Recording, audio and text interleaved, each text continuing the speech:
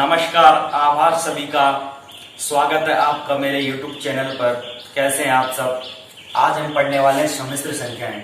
Mathematics का जो lecture 1 start कर रहे हैं, किसके अंदर, अलजेब्रा के अंदर।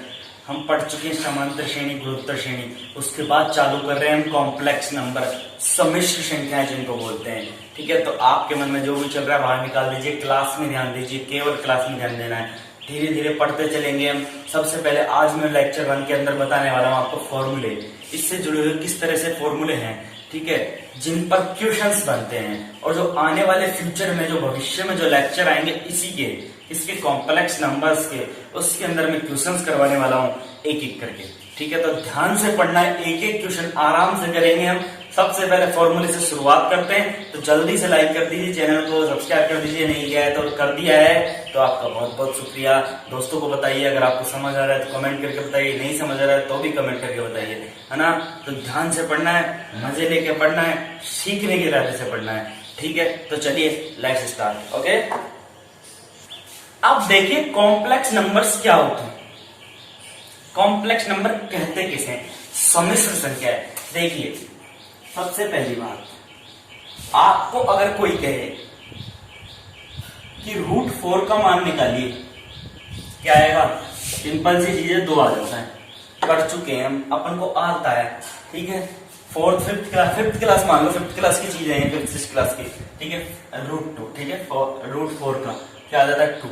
लेकिन अगर आपसे बोला जाए -√4, इसका क्या होगा, इसका सॉल्यूशन क्या होगा, इसका मान क्या आएगा, तो क्या निकालोगे।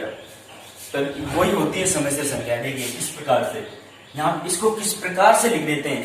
देखिए माइनस आगे लग जाता है और √4 आगे लग जाता है, इस प्रकार से लिख देते हैं। लेकिन इसको निकालने पर -2 नहीं लिख सकते अपन, यहाँ पर एक चीज लग जाती है, आयोटा जिसे बोलते हैं, आई। ठीक है, आई से डिफाइन करते थे। ओके, तो -रूट जो होता है उसको आई से डिफाइन कर देते हैं। देखिए किस प्रकार से, मैं एक उदाहरण लेकर बताता हूं। देखिए सम्मिश्र संख्या ध्यान से पढ़ना है। देखिए √-1, ठीक है, इसको बोलते हैं आई। ध्यान देना, √-1 को बोलते हैं आई। ठीक है, आई से डिफाइन करते हैं, आयोटा बोल देते हैं इसको, है ना। अब देखिए दोनों तरफ स्क्वायर करेंगे तो आई को दे आई स्क्वायर इज इक्वल टू -1। ये याद रखना, हमेशा याद रखना है। ठीक है, क्वेश्चन जो जिसके ऊपर आएंगे वो यही है, आई के ऊपर, आई के जो मान होते हैं उनके ऊपर क्वेश्चन आपके बनेंगे। जो सम्मिश्र संख्या इसको बोलते हैं कॉम्प्लेक्स नंबर, इन्हीं को। ठीक है, तो आई के पदों में व्यक्त करते हैं। आई स्क्वायर का मान होता है -1, ये याद रखना। अब देखिए सभी के मान, आई की घात 0 का मान क्या होगा, किसी पे भी घात 0 उसका मान 1 होता है। आई पे घात 1 का मान सिर्फ आई होगा, और आई पे घात स्क्वायर का मान -1 पढ़ लिया हमने। आई क्यूब, इसका मान क्या होगा, आई क्यूब को क्या लिख सकते हैं, आई स्क्वायर इंटू आई। आई स्क्वायर का मान क्या, -1 इंटू आई, तो -i। इसी प्रकार i4 का निकालेंगे अपन, तो क्या हो जाएगा, आई स्क्वायर इंटू आई स्क्वायर, या आई क्यूब इंटू आई। ठीक है, तो क्या हो जाएगा, आई स्क्वायर का मान कितना है, -1 इंटू -1, तो इज इक्वल टू 1। ठीक है, तो i4 का मान हो जाता है 1। मतलब i पे घात 4 है तो उसका मान है 1, और i पे घात स्क्वायर है तो उसका मान है -1।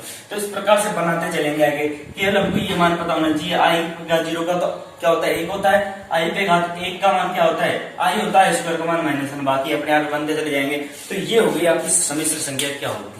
ठीक है, समझ में आ गया ना। ये इन चीजों को बोलते हैं सम्मिश्र संख्या। आयोटा जो होते हैं, आयोटा के पदों में व्यक्त करते हैं जो हम। ठीक है, समझ में आ गई। काल्पनिक संख्या भी बोल देते हैं एक तरह से इनको, काल्पनिक संख्या है ये आयोटा। ठीक है, समझ में आ गई ना। इमेजिनरी पार्ट बोल देते हैं इसको। देखिए क्या होता है, रियल पार्ट और इमेजिनरी पार्ट दोनों पढ़ाऊंगा। अब देखिए सम्मिश्र संख्याओं को किस प्रकार से व्यक्त करते हैं, परिभाषा बता रहा हूं मैं एक तरह से।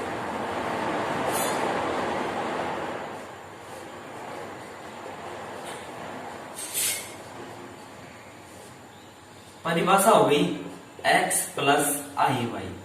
इस रूप में जो संख्या व्यक्त की जाती हैं उनको क्या कहते हैं, सम्मिश्र संख्या कहते हैं। ध्यान रखना, इसको बोलते हैं रियल पार्ट। क्या बोल देते हैं इसको, रियल पार्ट, मतलब वास्तविक पार्ट। ये कोई पूर्ण संख्या जैसे 1 2 3 4 जिसके साथ आई आ गया वो काल्पनिक संख्या है, इमेजिनरी पार्ट बोल देते हैं इसको, काल्पनिक भाग, इमेजिनरी पार्ट।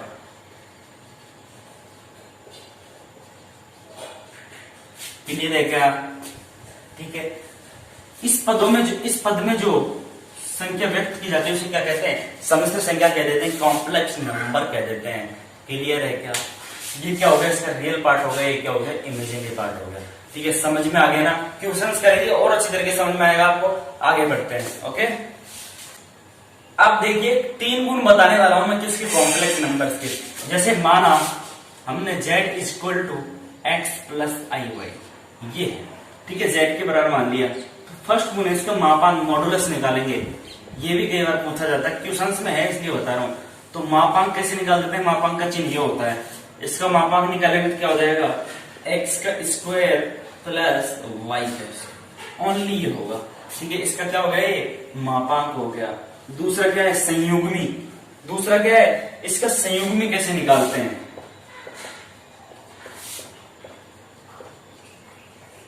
संयुग्मी निकालने के लिए z के ऊपर एक रेखा खींच दी जाती है और चिन्ह चेंज हो जाता है केवल x माइनस आई वाई। ठीक है, और तीसरा गुण होता है कंजक्ट निकालना, सॉरी आर्गुमेंट, मतलब कोणांक निकालना। कौन ज्ञात करना है। ठीक है, देखिए कोणांक,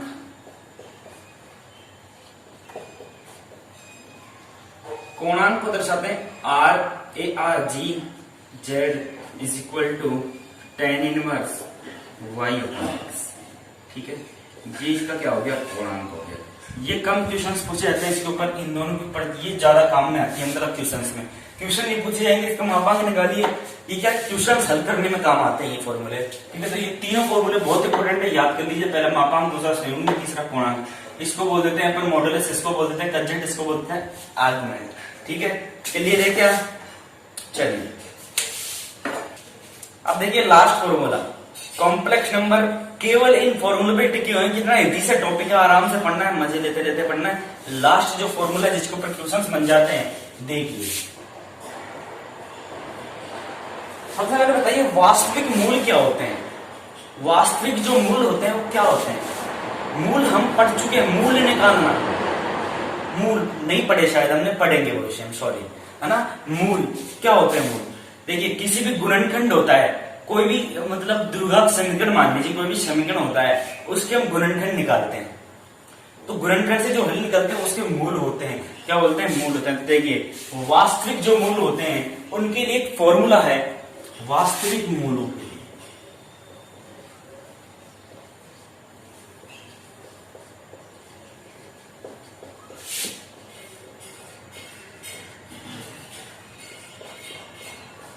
वास्तविक मूलों के लिए जो सूत्र है, देखिए तीनों घनमूलों का योग क्या होता है, शून्य होता है। देखिए सबसे पहली बात तो ओमेगा के घात 0, ओमेगा से डिफाइन करते हैं। ठीक है, ओमेगा के घात 0, ओमेगा के घात 1 और ओमेगा के घात स्क्वायर इज इक्वल टू 0।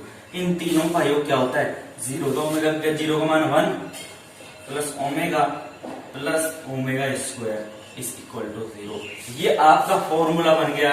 आपको क्वेश्चन इससे पूछा जाएगा कि दो वास्तविक मूल इस प्रकार हैं, कोई वास्तविक मूल इस प्रकार है, तो उनका योग बताइए, या किस प्रकार से पूछा जाता है वो अभी क्वेश्चंस करेंगे हम। ठीक है, उसमें आपको पता चल जाएगा। तो ये फॉर्मूला याद कर लेना आप, कौन सा वास्तविक मूल के लिए। अब देखिए एक और चीज, इसमें जो वास्तविक मूल का घनमूल है उसका मान होता है 1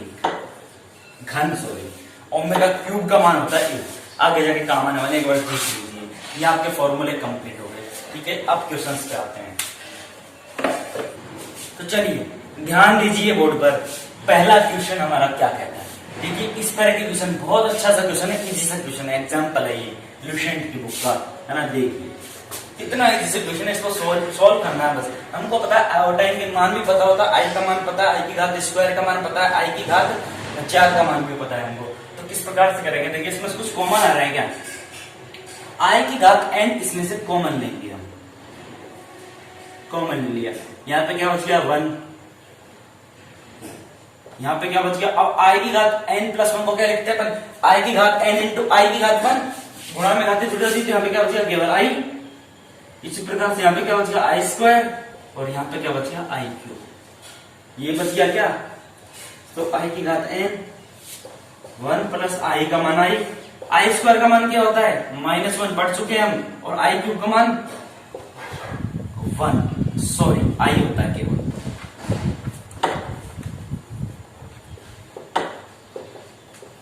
यही होता है क्योंकि आई स्क्वायर का मान -1 इंटू आई से करेंगे तो माइनस आई, -1 से -1 आई से माइनस आई।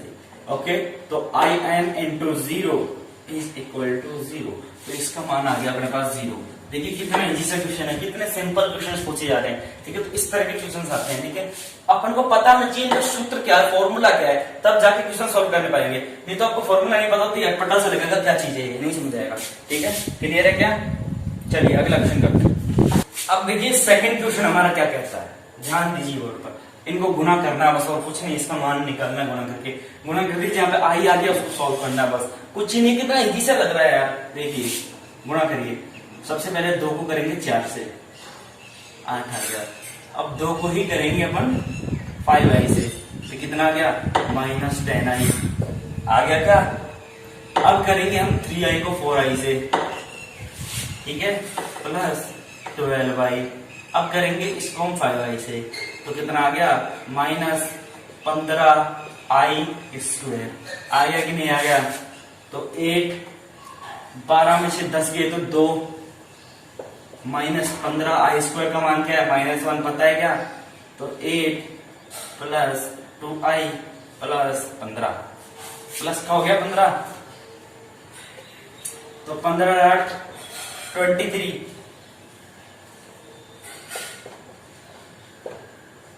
ये इसका क्या हो गया आंसर हो गया। ठीक है, क्लियर है क्या? बहुत ही सा जो क्वेश्चन है हमारा, इसको समझाने की कोई जरूरत नहीं, आपको समझ आ गया होगा। देखिए इस प्रकार से वो है, गुणा किया हमने, जहां पर आई वाली संख्या बनी, इसका तो कोई सोल्यूशन हो नहीं सकता क्योंकि आई का मान केवल आई होता है, आई स्क्वायर का मान -1 होता है, हमने रख दिया। जहां तक सरल किया जा सके, जहां तक सॉल्व किया जा सके, वहां तक हमें करना होता है। क्लियर है क्या? अगले क्वेश्चन की तरफ बढ़ते हैं। अब देखिए नेक्स्ट क्वेश्चन, 2 माइनस √3i का मापांक लिखिए। देखिए मापांक मॉड्यूलस ज्ञात करना है इसका, मैं पहले बता चुका हूं मॉड्यूलस कैसे ज्ञात करते हैं। जैसे x प्लस आई वाई का दे रखा है तो किस प्रकार से ज्ञात करते हैं, x² प्लस वाई स्क्वायर, इस प्रकार से ज्ञात करते हैं। तो 2 माइनस √3i कैसे करेंगे, x का मान क्या है यहाँ पर 2 है और y का मान क्या है -√3 है, तो इसमें रख दीजिए। तो 2 का होल स्क्वायर प्लस -√3 का होल स्क्वायर, तो क्या आ जाएगा 4 प्लस 3, तो √7। इसका क्या आ गया उत्तर आ गया, आंसर आ गया। ठीक है, क्लियर हो गया क्या? मॉडुलस इस प्रकार से ज्ञात करते हैं, समझ में आ गया ना? मैं बोला था आपको यहाँ पे समझ में आया, क्वेश्चन कराऊंगा जब समझ में आएगा। क्लियर है क्या? इस प्रकार से इसका मॉडुलस निकालते हैं। चलिए अगले क्वेश्चन की तरफ बढ़ते हैं। देखिए अगला क्वेश्चन क्या कह रहा है हमारा, 1 minus I upon 1 plus I is equal to x plus I y हो, तो x और y का मान ज्ञात कीजिए। इस प्रकार की क्वेश्चन को किस प्रकार से हल करते हैं वो देखते हैं। तो देखिए 1 minus I upon 1 plus I is equal to दे रखा है x प्लस आई वाई। क्लियर है क्या? ये हमको दिया हुआ है। तो देखिए इस प्रकार के क्वेश्चन क्या करते हैं, इसका जो संयुग्मी होता है उससे ऊपर और नीचे गुना कर देते हैं, गुना और भाग कर देते हैं। देखिए मैंने संयुग्मी निकालना सिखाया था, x प्लस आई वाई का संयुग्मी क्या होता है x माइनस आई वाई। केवल क्या हो जाता है, चिन्ह चेंज होता है। ठीक है, क्लियर है क्या? तो इसका चिन्ह चेंज करके ऊपर नीचे गुणा कर दीजिए आप। तो 1 माइनस आई अपॉन 1 प्लस आई इंटू 1 माइनस आई अपॉन 1 माइनस आई, बराबर में वो ऐसे कैसे चलता रहेगा। तो ये क्या हो गया 1 माइनस आई का होल स्क्वायर, और नीचे a plus b a minus b a square minus b square is equal to x plus I Y. Clear है क्या? इधर लिखता हूं, ये a माइनस बी के होल स्क्वायर के सूत्र से 1 माइनस आई का होल स्क्वायर खोलना है हमें। तो देखिए 1 minus 2i plus i square, कितना इजी सर, और यहाँ पर 1 minus i square is equal to x plus I y. तो देखिए मान रख दीजिए 1 माइनस 2i, आई स्क्वायर का मान क्या हो गया -1, 1 माइनस आई स्क्वायर का मान -1 is equal to x plus I y. ठीक है, 1 से 1 कैंसिल और यहाँ पर एक 2 जुड़ गया, तो तो -2i/2 is equal to x plus I y. Cancel क्या आ गया, -i is equal to x plus I y. तुलना कर लीजिए, अब सीधी सिंपल सी बात है, तुलना कर लीजिए। अब माइनस इसको किस प्रकार से लिख सकते हैं, -i को देखिए 0x minus i y is equal to x plus I y. तो देखिए क्या मान हो गया, x का मान तो आ गया 0 तुलना करने पर, और y का मान कितना आ गया -1। ये आपका आंसर हो गया। कितना इजी सा है, कितना सिंपल सा क्वेश्चन है। समझ में आ गया, क्लियर है क्या? ये काटा हुआ है, इसको भी मत समझ लेना, ठीक है? क्लियर है क्या? चलिए आगे बढ़ते हैं नेक्स्ट क्वेश्चन की तरफ।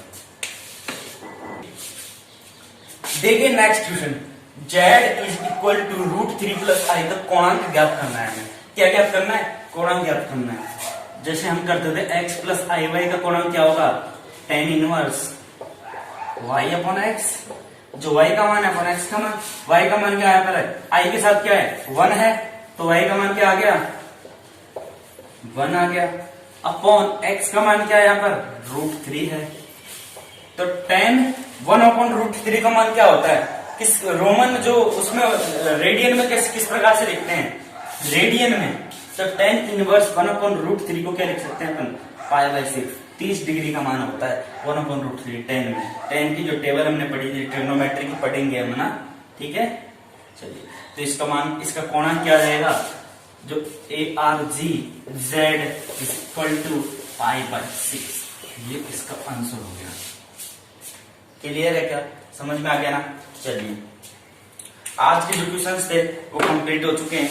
बाकी के जो नेक्स्ट क्वेश्चन बचेंगे, जो हम धीरे धीरे करेंगे कॉम्प्लेक्स नंबर्स के ऊपर, आने वाले फ्यूचर के जो लेक्चरों में हम पढ़ते रहेंगे। 5 क्वेश्चन आज ही कंप्लीट हो चुके हैं। डेली 10-10 क्वेश्चन, 10-12 मैं डेली करवाऊंगा मैथ के अंदर, कॉम्प्लेक्स नंबर्स के अंदर सारे क्वेश्चन A to Z करवाऊंगा।